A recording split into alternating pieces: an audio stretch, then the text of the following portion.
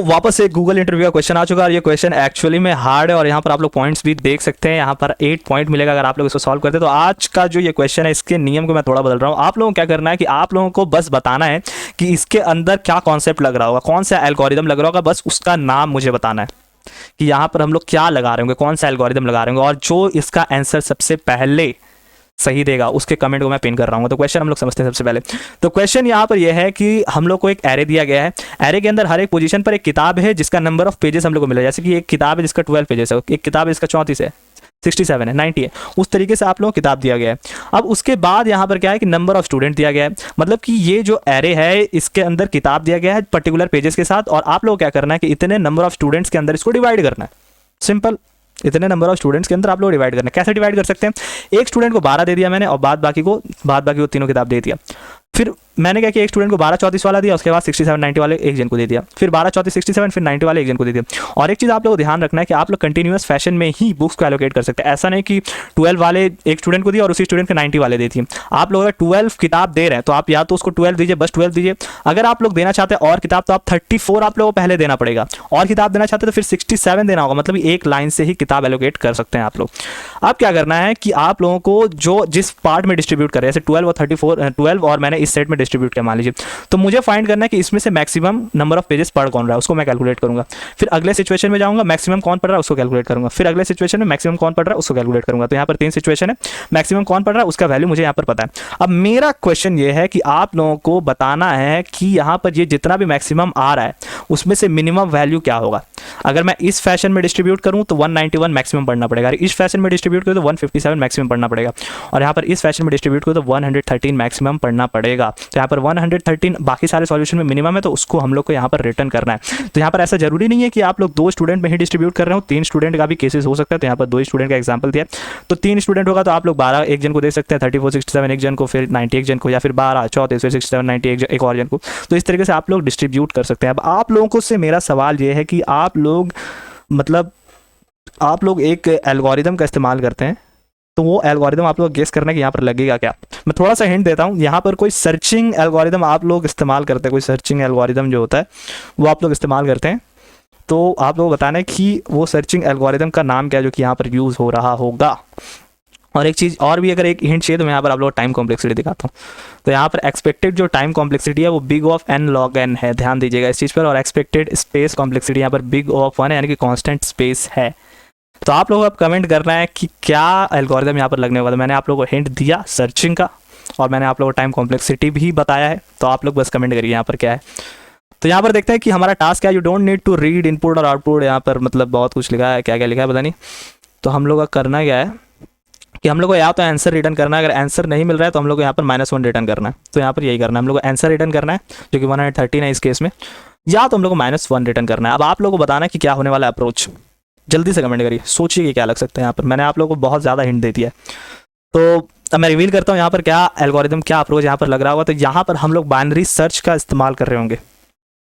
अब आप लोग सोच रहे हो बाइनरी सर्च का इस्तेमाल होगा कैसे, मैं समझाता हूँ आप लोग को। अगर आप लोगों के दिमाग में कुछ आ रहा है तो आप लोग कमेंट करिए। तो यहाँ पर बाइनरी सर्च हम लोग यहाँ पर यूज़ कर रहे होंगे। तो बाइनरी सर्च के अंदर होगा क्या, यहाँ पर देखिए 12 34 67 90 है। बाइनरी सर्च का हम लोग इस्तेमाल कैसे करेंगे। तो बाइनरी सर्च का जो इस्तेमाल होगा इसके अंदर हम लोग मिनिमम और मैक्सिमम जैसे बनाते हैं हम लोग वही करेंगे। हम लोग क्या करेंगे कि हम लोग का जो मिनिमम वैल्यू होगा, यानी कि अगर मैं सिर्फ एक किताब किसी को पढ़ने के लिए दूँ, अगर मैं किसी को एक किताब पढ़ने के लिए दूं तो वह मैक्सिमम कितना पेजेस पढ़ सकता है। तो यहाँ पर अगर मैं इसका मैक्सिमम वैल्यू कैलकुलेट करूँ तो वो आ रहा है 90। तो मतलब अगर मैं एक किताब एक बंदे को दे देता हूँ तो वो कितना मैक्सिमम पेजेस पढ़ सकता है, 90। सबसे मैक्सिमम वाला मैं दे दूँ तो 90 पढ़ सकता है। अब यहाँ पर जो भी हम लोग का सॉल्यूशन है वो 90 और ये जो पूरा टोटल सम है उसी के बीच में लाई करेगा। समझ में आया आप लोगों को, आप लोगों को ये बात समझ में आया। और एक चीज़ यहाँ पर एक और है कि आप लोगों को एक और काम करना, देखिए हम लोग को ये जो बुक डिस्ट्रीब्यूट करना है कि हम लोग को हर एक स्टूडेंट को एक किताब तो कम से कम देना ही है।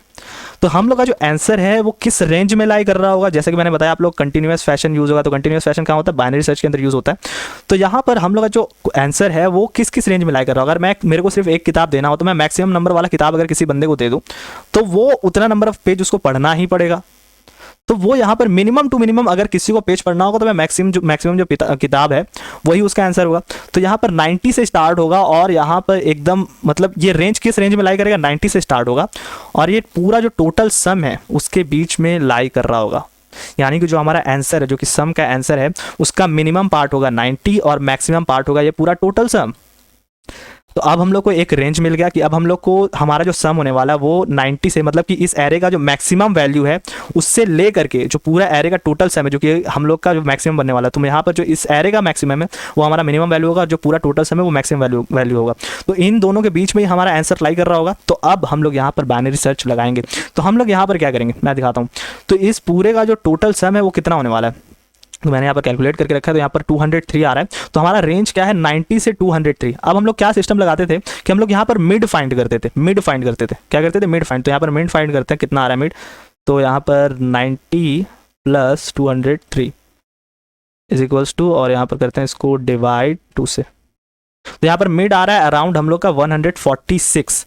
तो हम लोग क्या करेंगे कि 146 से वैल्यू चेक करेंगे। क्या 146 पेजेस अगर एलोकेट करना हो किसी एक स्टूडेंट को, तो वो क्या हम लोग एलोकेट कर पा रहे हैं। मतलब कि 146 पेजेस अगर 146 पेजेस में अगर मुझे एलोकेट करना हो, मतलब एक स्टूडेंट को मैं 146 पेजेस दे दूं और बाद बाकी मैं दूसरे स्टूडेंट या जितने नंबर ऑफ स्टूडेंट बच रहे हैं उसको दे दूं, तो क्या हम लोग उसको 2 स्टूडेंट में सेटिस्फाई कर पा रहे हैं।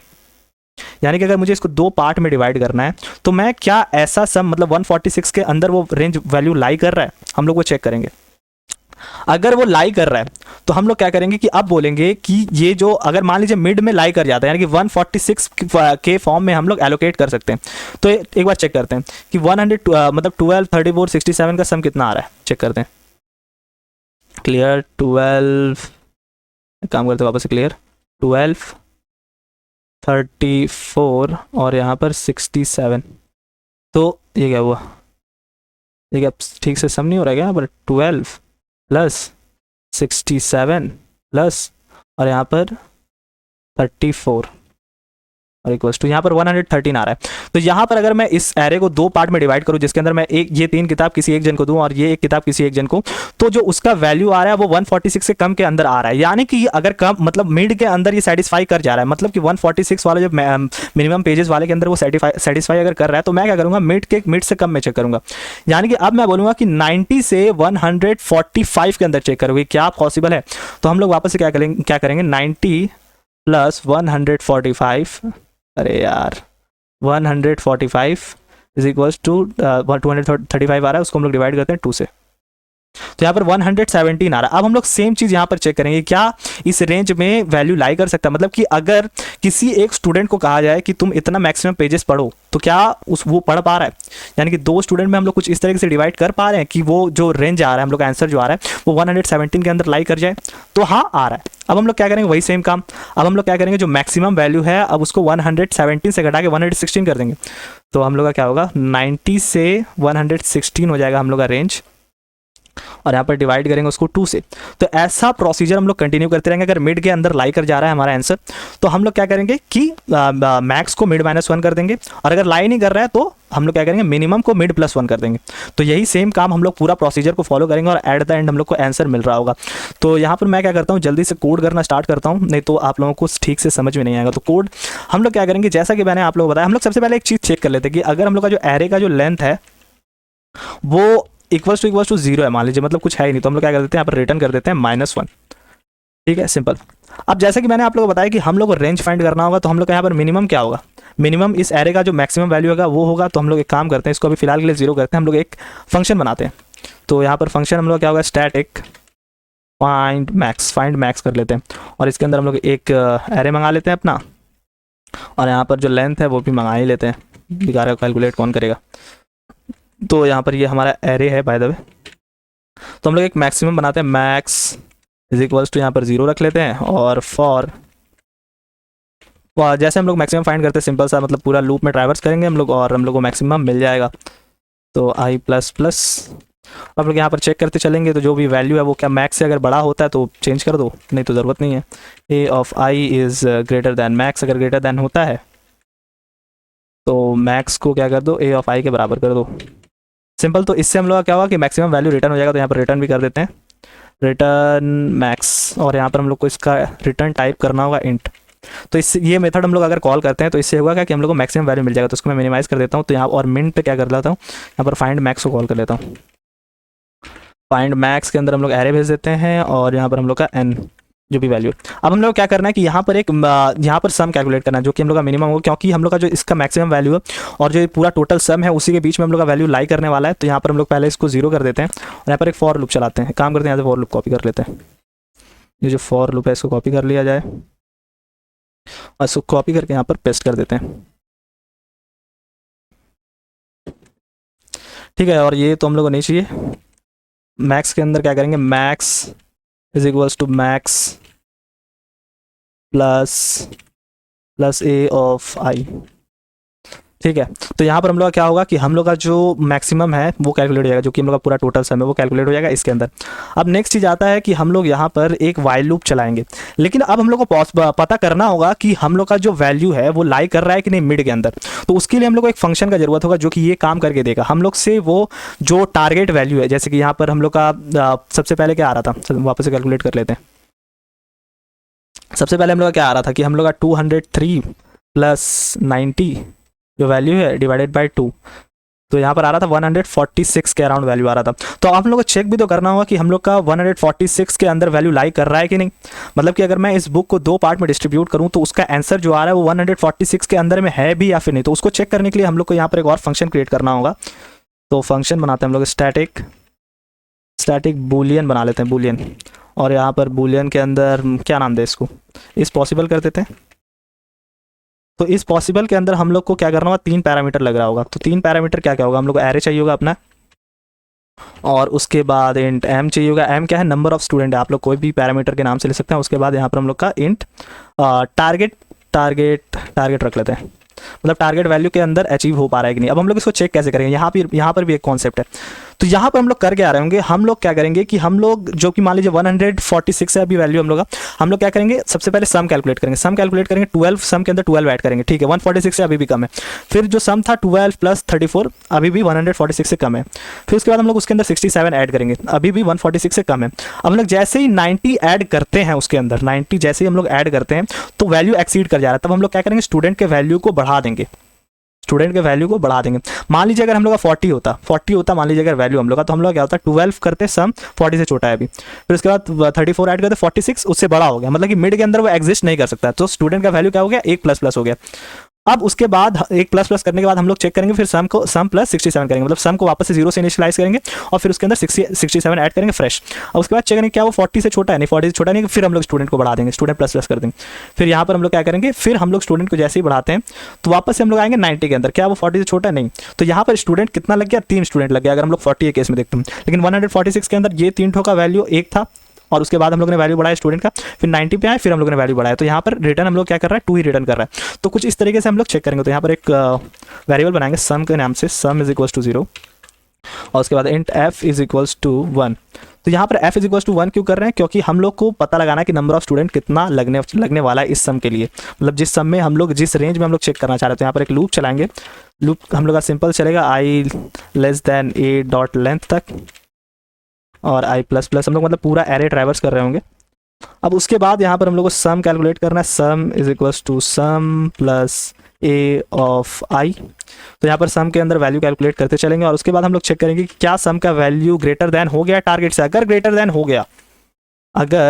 देन हो गया तब क्या करो, एफ के वैल्यू को बढ़ा दो। ठीक है, हम लोग जैसे फ्रीक्वेंसी को बढ़ा रहे हैं उसके बाद जैसे कि मैंने आप लोगों को कहा कि हम लोग सम के वैल्यू को 0 करके 0 के अंदर प्लस कर सकते हैं, लेकिन हम लोग डायरेक्ट भी एलोकेट कर सकते हैं। यानी कि मान लीजिए 67 तक ठीक था, 67 तक 146 से कम था, लेकिन जैसे ही मैंने 90 को उसके अंदर ऐड किया तो यहाँ पर वैल्यू एक्सीड कर दिया। तो अब यहाँ पर सम का वैल्यू हम लोग 90 से वापस से रीअसाइन कर सकते हैं। तो यहाँ पर 90 रख देंगे और उसके बाद वापस से हम लोग का पूरा फॉर लूप चलेगा और फॉर लूप चलने के बाद हम लोग को फ्रीक्वेंसी पता चल जाएगा कि कितना नंबर ऑफ स्टूडेंट का हम लोग को यहाँ पर ज़रूरत है। हम लोग उसके बाद चेक करेंगे कि अगर जो हमारा एफ है वो ग्रेटर देन एम हो जाता है, अगर हो जाता है तो हम लोग यहाँ पर क्या करेंगे, रिटर्न कर देंगे फॉल्स। मतलब हम लोग का सम, मतलब जो नंबर ऑफ स्टूडेंट का ज़रूरत है वो अगर गिवन नंबर ऑफ सम से बड़ा हो जाता है, मतलब नंबर ऑफ स्टूडेंट से बड़ा हो जाता है, तो यहाँ पर फॉल्स कर देंगे कि ये पॉसिबल नहीं है। और नहीं तो हम लोग क्या करेंगे, रिटर्न करेंगे ट्रू, सिंपल। तो यहाँ पर ये जो फंक्शन है ये बन चुका है। अब हम लोग का यहाँ पर जो केस है अब आने वाला है वो है एक्चुअली में बाइनरी जो सर्च लगता है, वही हम लोग सेम कॉन्सेप्ट यहाँ पर लिख रहे होंगे। तो while min is less than equals to max और इसके अंदर mid is equals to min plus max divided by 2 और यहाँ पर हम लोग का मिड कैलकुलेट हो चुका है। और यहाँ पर बाय द वे यहाँ पर मिड वैल्यू को हम लोग को इनिशियलाइज भी कर ही देना चाहिए, तो इंट मिड कर देते हैं, मिड इज इक्वल टू 0 कर देते हैं, सिंपल। आप कोई भी वैल्यू कर सकते हैं। और एक वेरिएबल का हम लोग को जरूरत पड़ेगा जो कि होगा आंसर। तो आंसर के अंदर हम लोग स्टोर करते चल रहे होंगे मिड वैल्यू को। तो आंसर मतलब जो भी हम लोग का मिड वैल्यू होगा वो हम लोग उसको स्टोर करते चल रहे होंगे आंसर के अंदर अकॉर्डिंगली, मतलब हमेशा नहीं। तो उसको भी अभी फिलहाल 0 ही कर देते हैं। तो अब इसके बाद हम लोग क्या करते हैं कि इफ़ कॉल करेंगे इज़ पॉसिबल के अंदर हम लोग अपना एरे भेज रहे होंगे। एरे के साथ हम लोग जो हमारा m है वो भेज रहे होंगे, मतलब नंबर ऑफ स्टूडेंट कितना ज़रूरत है, और टारगेट वैल्यू किसके अंदर चाहिए वो हम लोग भेज रहे होंगे। और इफ़ पॉसिबल, अगर मान लीजिए पॉसिबल होता है तो हम लोग अभी आंसर को क्या कर देंगे, असाइन कर देंगे मिड के साथ। मतलब कि ऐसा भी हो सकता है कि 146 ही हमारा आंसर हो, तो इसलिए हम लोग उसको आंसर को मिड के साथ असाइन कर देंगे। अब उसके बाद हम लोग मैक्स के वैल्यू क्या कर देंगे, मिड -1 कर देंगे। तो जैसा कि हम लोग बाइनरी सर्च के अंदर करते हैं वही सेम काम लोग करेंगे। और यहाँ पर एल्स, यहाँ पर अगर मान लीजिए ऐसा नहीं हुआ कि मिड के अंदर वो वैल्यू नहीं आ पा रहा, तो हम लोग क्या करेंगे, min is equals to mid +1, simple. और यहाँ पर सिंपल सा ये पूरा चल रहा होगा। ये पूरा चलने के बाद हम लोग यहाँ पर रिटर्न कर देंगे जो कि हमारा आंसर के अंदर स्टोर रहेगा। और हम लोग कंपाइल करते हैं और चेक करते हैं कि कोई एरर आता है कि नहीं। एरर तो जनरली आ जाता है कोड के अंदर, देखते हैं कि आ जाता है कि नहीं। तो यहाँ पर n वैल्यू आ चुका है, यहाँ पर 46 लाइन के लाइन, अच्छा ये रहा। तो हमारा कैपिटल N होगा ये, तो कैपिटल N कर दिया मैंने इसको। फिर से एरर आया, ये कहाँ अब यूज़ हो गया, 64 नंबर लाइन के अंदर ये यूज़ हुआ है, मतलब इसके अंदर आई गेस कैपिटल N है ब्रदर, स्मॉल n लिख दिया मैंने। तो यहाँ पर देखिए 113 आंसर आ चुका है जो, तो ठीक है। लेकिन अब हम लोग क्या करना है कि उसको सबमिट करना और देखते हैं कि सारा टेस्ट केस पास होता भी है या फिर नहीं। तो सबमिट करते हैं इसको। तो यहाँ पर हमारा जो टेस्ट केस है वो फेल हो चुका है। तो ऐसा क्यों हुआ, ये आ रहा है -1, इट्स करेक्ट आउटपुट इज -1।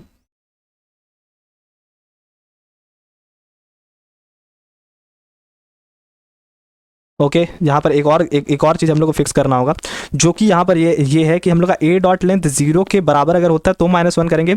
और एक चीज़ यहाँ पर ये है कि हम लोग ये करने के बजाय ये करें कि हम लोग का अगर मान लीजिए नंबर ऑफ़ स्टूडेंट ज़्यादा हो जाता है, हम लोग का नंबर ऑफ स्टूडेंट अगर ज़्यादा हो जाता है number of elements, number of books present से, तो भी तो यहाँ पर वो हो जाएगा। तो हम लोग क्या कर लेते हैं, n का वैल्यू अगर लेस दैन, अगर n का जो वैल्यू है नंबर ऑफ बुक्स का वैल्यू अगर नंबर ऑफ स्टूडेंट से कम हो जाता है तो हम लोग को रिटर्न कर देना है, ठीक है।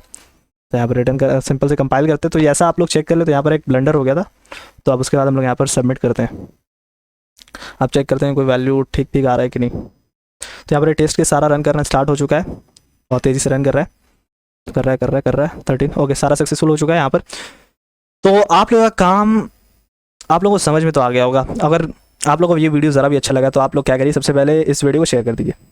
और आप लोगों का एक सिंपल सा टास्क है आज की इस वीडियो का कि आप लोगों को इस चैनल पे सिर्फ 1 सब्सक्राइबर इंक्रीज़ करना है, सिर्फ और सिर्फ 1। बहुत छोटा सा काम है, 1 सब्सक्राइबर इंक्रीज़ करना। आप कैसे कर सकते हो, आप अपने घर में किसी और फ़ोन से सब्सक्राइब कर सकते हो, बहुत ईजी है। या फिर आप किसी दोस्त को बता सकते हो कि कर दो यार, 1 सब्सक्राइबर इंक्रीज़ करना है। तो बस ये छोटा टास्क है, तो आप लोग इसको कंप्लीट कर दीजिए।